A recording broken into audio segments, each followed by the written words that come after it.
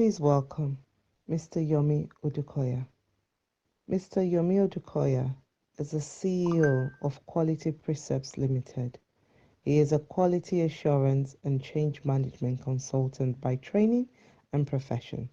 Mr. Yomi Odukoya is an accomplished seminar and conference speaker, meeting facilitator, trainer, and coach with over 20 years experience. Mr. Yomi Odukoya has delivered leadership training and coaching to senior and emerging leaders of major organizations across the globe. Mr. Yomi Odukoya is the minister in charge of Christ United Ministries International London, serving in various roles such as the director, a member of the trustee, and a youth pastor. Mr. Yomi Odukoya is married to his beautiful wife, Mrs. Tosin Odukoya, and they're blessed with 3 children. Please welcome Mr. Yomi Odukoya. It is a pleasure to be back here. I believe I was on this platform in 2022, and I think just even last year, learning from those who spoke, gave me this understanding that I needed to come back again and again. There's something I found on this platform, and that is the agreement between so many people to come together and learn and do things together. It's really wonderful, and the quality of speakers that we have, the quality of learning that we have year on year, just tells you that this is a place that you want to be every time there's something that comes up that we want to talk about. But not just that, excuse me, it's also understanding what DreamsFoster and Wise Investment House represents to the community. As we've seen from those videos shared, it is an organization that says stuff and then does those things.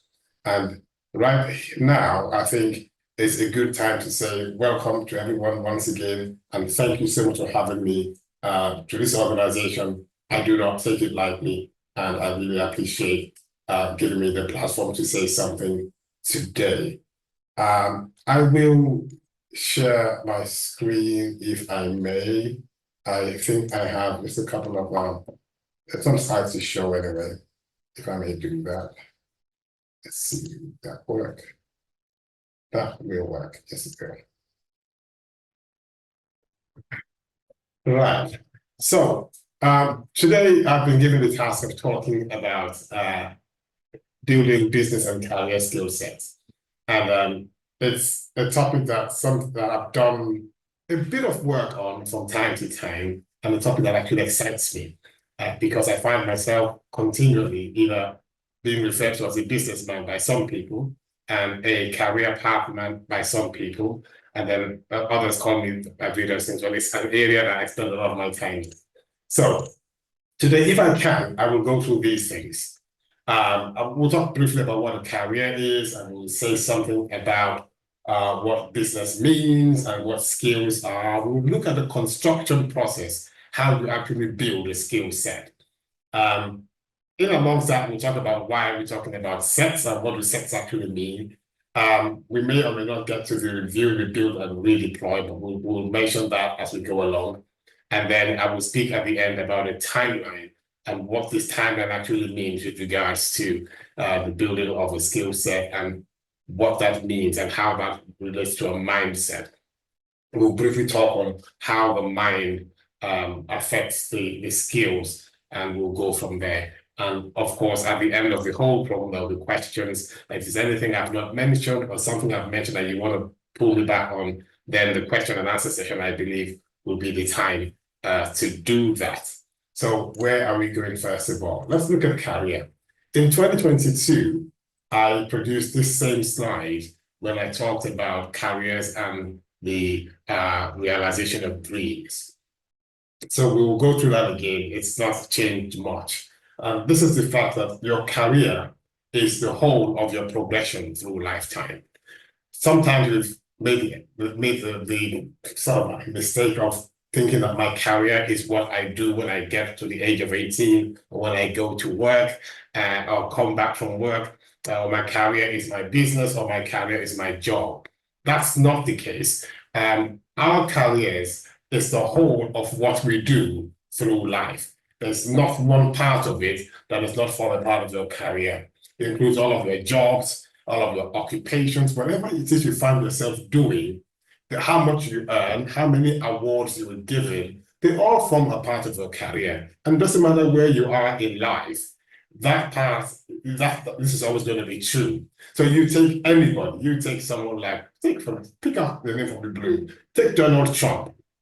He's the president-elect of the United States. His career includes Donald Trump, the businessman, Donald Trump, the ex-president, Donald Trump, the owner of a golf course in Scotland. All of those things are part of the story of Donald Trump. Pick any other person out of the blue, including yourself. Everything you have been through, everything I have been through is the story of me, and that is what our careers are. It includes all the skills we acquire. We're going to talk about skills today. Everything you've developed and everything you've deployed in the delivery of your purpose is a part of your career. Whether you were employed while doing it or you employed others to do it because you had a vision to get something done, it forms a part of your career. Everything you've accomplished, all the decisions you made, all the challenges you faced, and the battles you won, especially the stars of battle. When you see people who have had long careers, even successful careers, you ask them to take off the shiny bits and show you the battle scars, and you will see a lot of those scars, and they form a key part of your career. So it also includes what you have done and crucially the things you have not done. So for example, my career to date does not end today because there are so many things I have learned and things I've set up that are going to actually manifest tomorrow. I will be at work on Monday. That's part of my career. So in fact, the things I have not done are also a part of my career. So we should see our career as the whole spectrum of life. And that way, when we manage our careers or we try to build skills or develop skills, we don't just look at the past, we don't just look at what's going on today, but we also look into the future.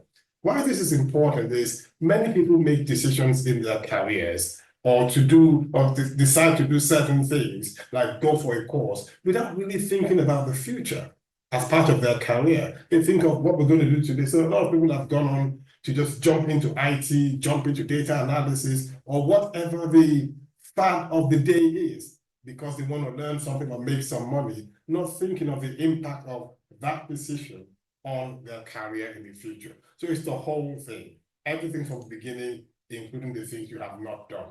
Goals set, goals met, goals pending, your aspirations, the lessons you have learned along the way. All of these form a great part of your career. So effectively, it's the whole journey, delivering your work in the fulfillment of purpose.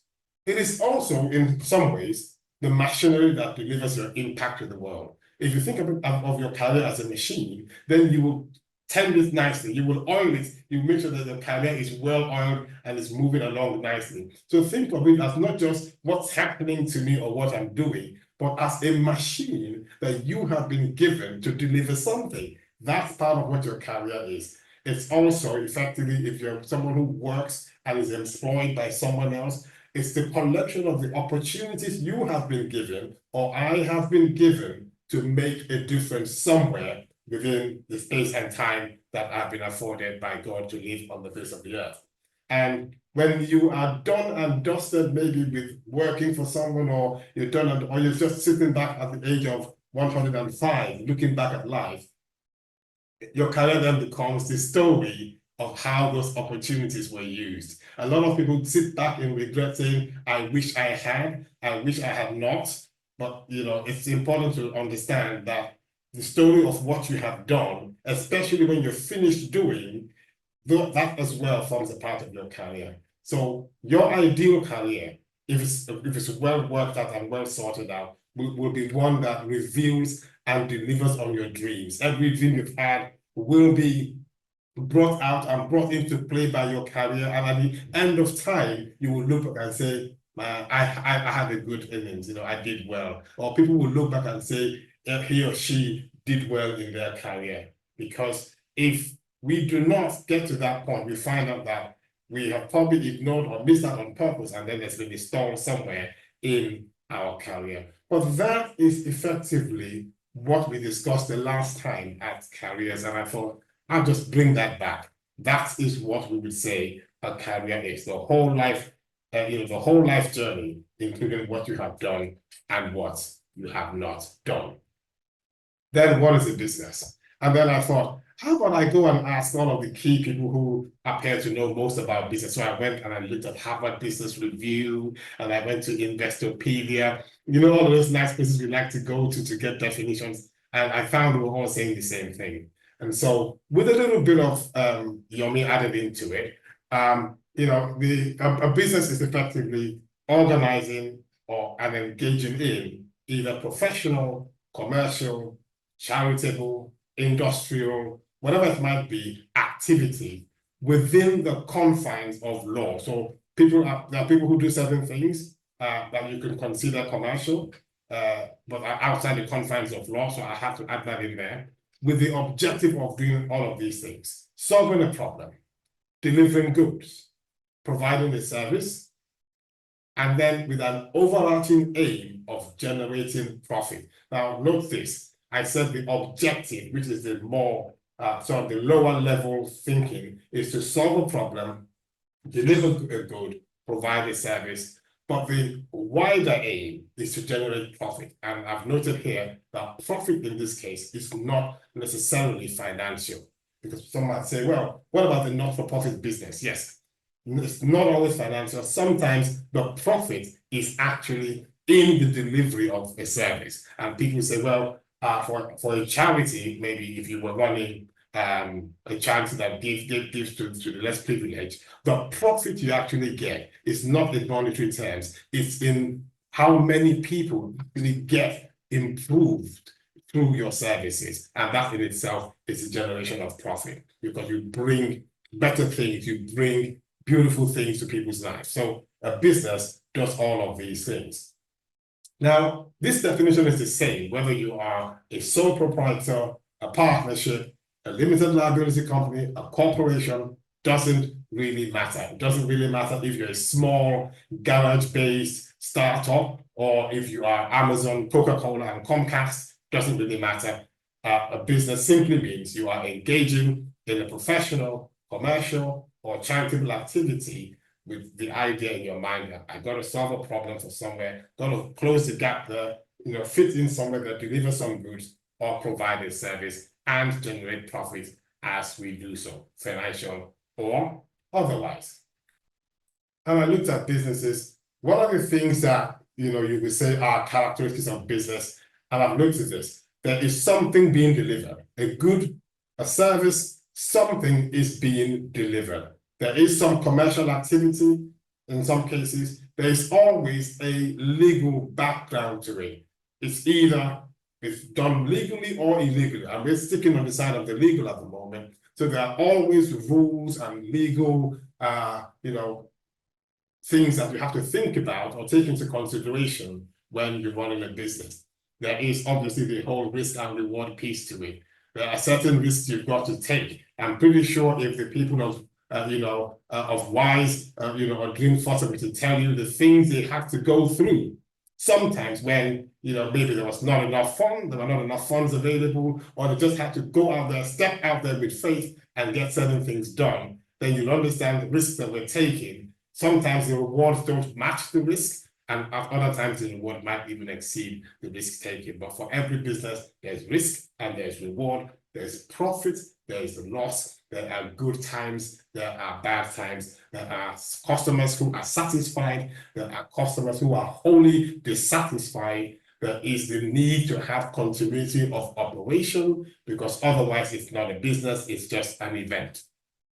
So for example, if this were to stop in 2022, it would have been an event. Right now, this is in itself, this is a part of a business. What we're doing today is we are delivering certain services in terms of teaching and training, which will either solve problems or provide people with opportunities and generate a profit in terms of profitable knowledge, as it were. So, of course, key part, the last one I put at the top left there is the people. A business always has people, it's always about people, it's always delivered by people. Don't worry about AI and don't worry about all of those nice things we're doing nowadays. It's always delivered by people. People build AI, so people are crucially important to business, either the people running it, the people organizing things around them, or the people who are benefiting from the business. That's the crucial key characteristic of business. I have to mention that because we're going to talk about skill sets and mindsets in a moment. So these are the key characteristics of business. So we've talked about what a career is, what a business is. So let's now talk about skills, right? We're talking about building skill sets for business and for careers. And first of all, we're going to look at what a skill is. And that I define here as a learned ability to do something or deliver a specific result to meet a stated expectation. It is not just an ability, it's crucial to understand, it is a learned ability. So a skill does not happen to you, you learn a skill. You have to learn. Someone might say to me, oh, well, Messi can play football like nobody else. Yes, he is a talented man, but he still had to go into learning under many coaches, even though those coaches could not play football the way he could. He learned his ability. Pick up anybody else you want to pick up in the world of business, in the world of sport, in the world of fashion. They would have learned their craft. A skill is a learned ability. Now, one of the key things that mark a skill, one, it is marked by historical evidence of results. You cannot be said to be skillful if there is no history of results.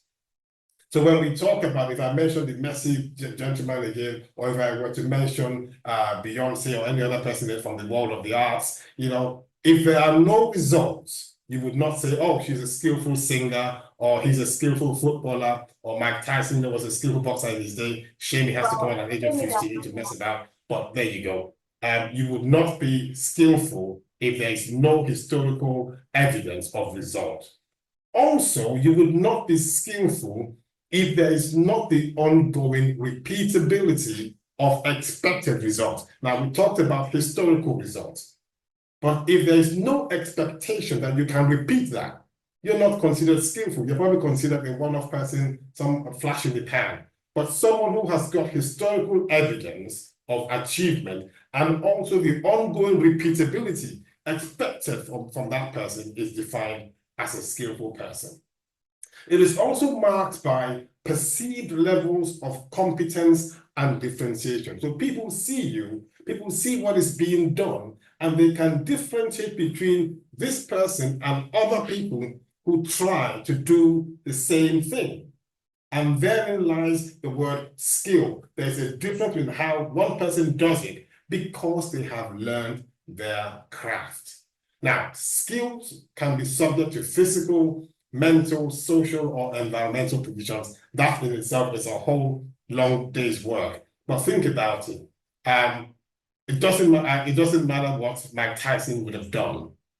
He would have been profoundly useless on a basketball court. It's not just built for it. It is as simple as that. I know there are people about his height who do that, but just the way he was built for what he was doing. And the same thing would apply to certain people who are probably very good in certain areas who might not have been able to do other work. I can just imagine someone putting me with to say, oh, well, why don't you just go in somewhere and play basketball or something like that? You're looking for trouble. So my physical abilities, are just not set up to do that. For other people, it's social, and for other people, it's environmental.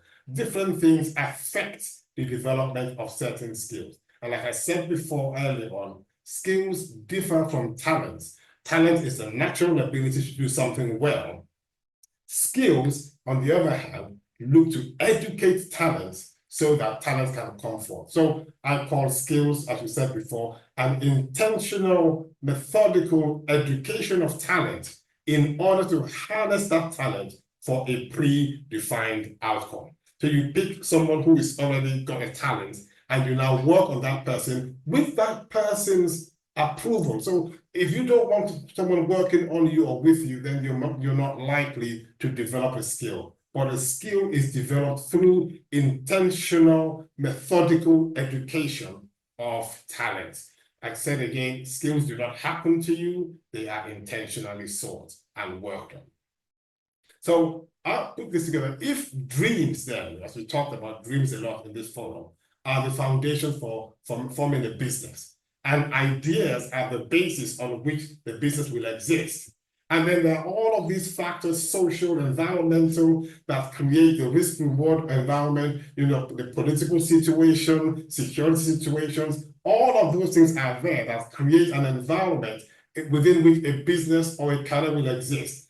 Then skills for me are the strength by which these businesses will either survive and thrive or will crash and burn. Because all of those things apply to everybody. Everyone is part of this whole situation, whether the economy is going well or it's not going well. You find that within the same economy, some companies, some businesses will crash, others will survive and will thrive, because there is a learned, intentional, methodical way of doing things. They have got skills over and above other people who are doing the same thing, have the same size business, and are sitting in the same environment. And so by the skills that they have learned intentionally, they have better opportunities to thrive and to survive, depending on where things are. And whereas if the skills are not available, then you have what you call the business graveyard, where things go to crash and burn. So effectively, just to wrap this up, I call skills the currency that would make us, professionals, individuals, attractive to potential employers or clients. Whether you are in a business or you are being employed, your skills are the things that make you attractive to potential employers and or clients. And we've all heard of businesses like Check a Trade, or there's a few of them like that, who actually sell the validated skills of tradespeople. So if you want a plumber, then you go onto that platform and you find people who've done it before, and they give you feedback. And based on that validated skill, you might choose to hire the person. So that's what skills are. So why are skills in sets? And I'm going to say this: there is very little that you can do with a single skill in isolation. It is typical that everything you do, you will need a collection or a set of skills. That's why the building of a skill set is important. An example, let me just give you this example here. Just yesterday, I attended a meeting, and we were talking about certain things at work. Now, in order to be effective at that meeting, I needed communication-aligned skills, active listening, effective use of words, for example.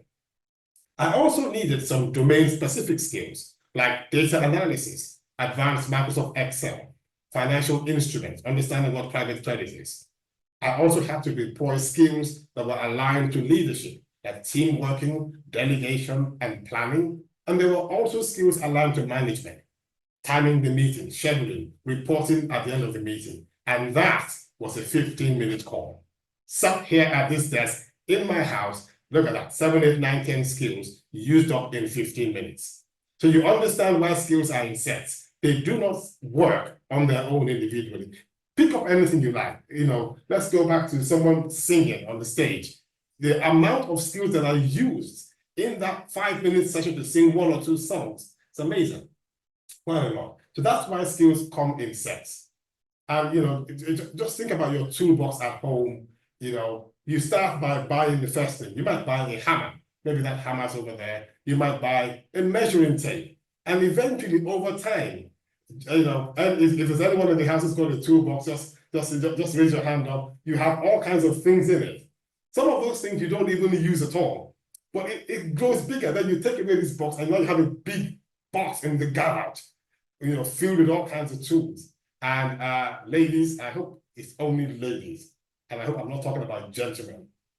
Ladies in the house, you've got the first thing, maybe a lipstick, just the one item. And then, the nails get to be done. And then, no, that's not enough. I know, our moderator here is an expert on makeup. You know what I'm talking about. before you know it, the whole place is filled with different tools that have a need to supply.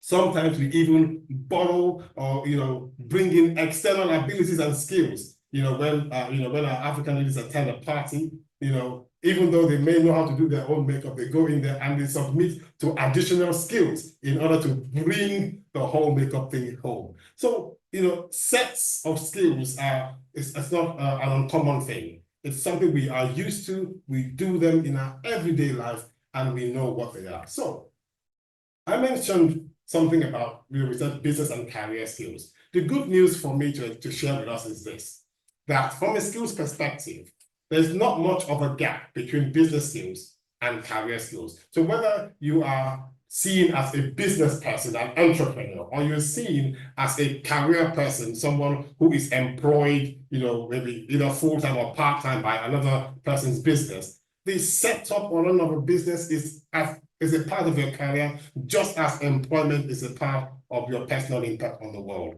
So the skills you need for both business and career tend to converge rather than diverge. And you'll find out what I'm talking about. A lot of the skills are the same, just with slight nuances or deviations in how they might be applied, or how much more of one skill is applied if you're a business person as against if you were, say, for example, employed. Let's say, for example, you're a business person, it might be that you need a lot more of your negotiating skills than you would need if you are employed in a specific role, in a specific team, on a specific floor of a specific company, because in that particular role, you might not negotiate a lot with people. But as a business owner, you might find yourself doing a lot of negotiation with other people, but it just does not say you don't need that skill. That skill is required for both business pathways and also for the career pathway. Now, your skill now becomes the difference maker when it's identified, built up, packaged, deployed, and improved in the most effective and efficient manner. Now, that's crucial. Now, I talked about something, as I said, domain-specific skills. And these are skills that are based on knowing something specifically. And brilliant skills to have. So whenever you're building your skill set, think always of not just the generic skills, which will come to in a moment, but these domain-specific skills. Now, this is where sometimes we make mistakes sometimes. We look at our lives and we think the next thing I need to go and learn is how to write Python code. But why do you want to write Python code? Why do you want to know Python? What exactly are you going to do with it? Oh, I want to go learn and learn about data analysis. Why do you want to do that? But these are great skills to have. Don't get me wrong. They're wonderful skills to have. It gives you an advantage in the marketplace. And if you want to gain competitive advantage in business or enhance your productivity, these are great skills to have. How to trade financial instruments. You just have to learn it. You don't pick it off the street. You don't learn it by experience of being alive for 45 years. You go to learn specifically how to do these things, and they are aligned to specific industries. So great to have many, many more examples. There are parts of nursing, parts of medicine where you need specific skills on the floor around at that point in time. I heard once that it's difficult, to actually get certain people to do certain things, even though we have a lot of them around. You need them aligned to certain goals. So it's good to have domain-specific skills. But then there are the ones that are pretty much more known by a lot of people, the transferable skills. And these are skills that you carry across different phases of life, through your multiple career changes, the multiple businesses that you create and you lead, and you can apply them across industries, apply them in different situations. Communication, and they come in groups as well. So the communication group includes your written communication, verbal communication, active listening, public speaking, even networking is a form of a communication skill, persuasion skills. All of these are, if you like, transferable. It doesn't matter what you're doing or where you're working or what business you're doing, you can use those. The second example I've given here, your organization skills, meetings, planning, analytical thinking, schedule management, prioritization, collaboration, lots and lots of words. And, you know, obviously we are just looking at this at a high level. We cannot go into each of these ones and what they mean, but just to give us a flavor of the type of skills we're talking about, skills that can take you from one part of your life to another part of your life. They will work as long as you keep them relevant and updated. They will work regardless of where you go. So, key part, how do we construct a skill set? And I've got here, obviously, a construction process. How else would we do it? There's got to be a process for doing it. And so we start from the very top. Identify. You identify, you evaluate, you plan, you acquire, you deploy, and then you review. What does that mean? Identify what skill needs to be acquired. That's important. We don't just run after every skill. What do I need to know to become more impactful in this situation? Oh, I've been promoted. What do I need to know? Oh, I'm staying on the same level. What else do I still need to know?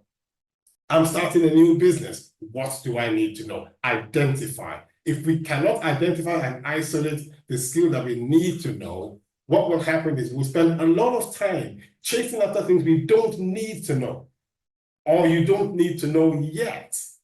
And that wastes time. So this is a construction process that we should look at carefully. What do I need to know?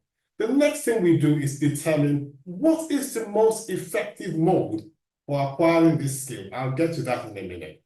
Once you determine what the most effective mode is, how you intend to acquire the skill, then you plan this into your existing personal development plan. I won't say any more about that because we have an expert on personal development coming up who will talk to us more about personal development. But the assumption here is you have an existing plan, and then you plan this additional acquisition of skill into that to say, here's what I want to do.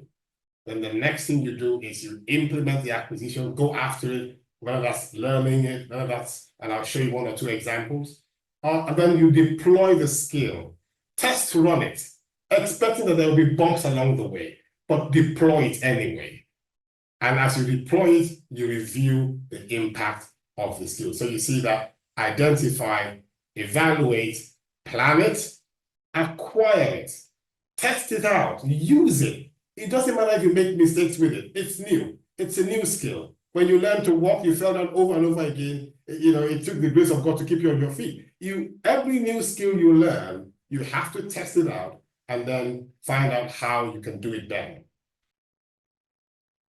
And these are the different pathways I talked about when I said find out the best way to deliver, to get that training. It could be you take on a degree program. Undergraduate, if that's your level, postgraduate diploma, whatever it might be. These are established structured pathways for either domain skills or transferable skills. It could, on the other hand, be that you choose vocational training, which is, you know, hands-on, experiential, practical learning. There are shorter routes as well. Same thing with the continuing professional development. An example could be any of the project management courses, any of the business analysis courses, any of the social working courses. All of these short courses, 1 week, 2 weeks, you know, agile methodology. A lot of things are out there, you know, that you can pick up as part of your CPD, continuing professional development. And then that could be the way you choose to acquire a skill. So obviously the programs, the degree programs are longer, but they're also a pathway through. Then there are other ways of learning on the job where you don't actually apply for a course, but you either take a stretch assignment at work, or even in your business, you decide to expand to an area where you are a little bit uncomfortable, where you don't have enough knowledge. You know, volunteer for other initiatives as well that are outside of your current scope. It stretches you, you know, it enables your mind to do a little bit more and gather more information in.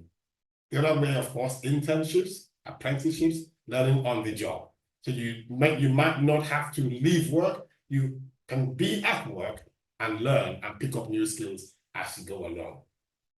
The third way of doing it on the job is by shadowing someone who is doing it at the moment. just speaking to my wife today, she's got a couple of students, 2 or 3 students who are working at a company, and they're shadowing her, following what she's doing. And by so doing, they learn on the job how to become very good at what they do.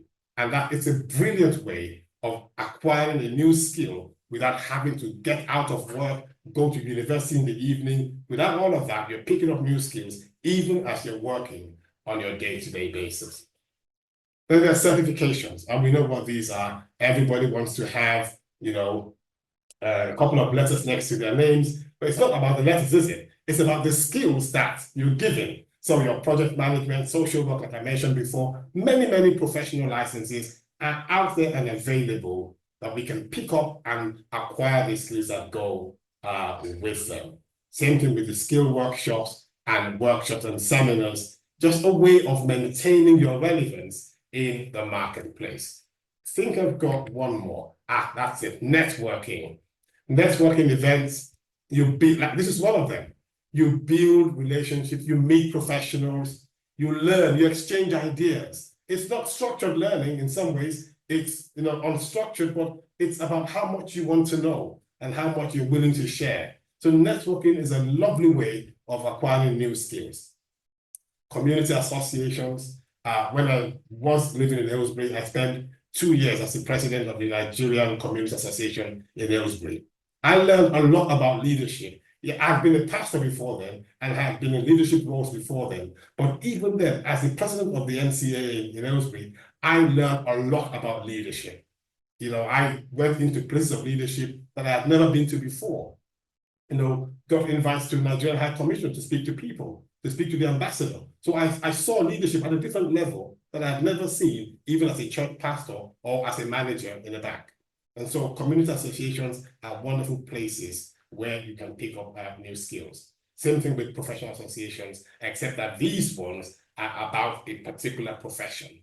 So you join some coordinated group of engineers, of doctors, of nurses, and so on and so forth. Lovely ways, different pathways. So like I said, that's part of the evaluate part where you decide what's the best way. And it's not just only you could do a bit of networking and at the same time join a course and at the same time do a certification. But it's up to you to fit all of that into your personal development plan. And I'm coming to the end of what I have to say today.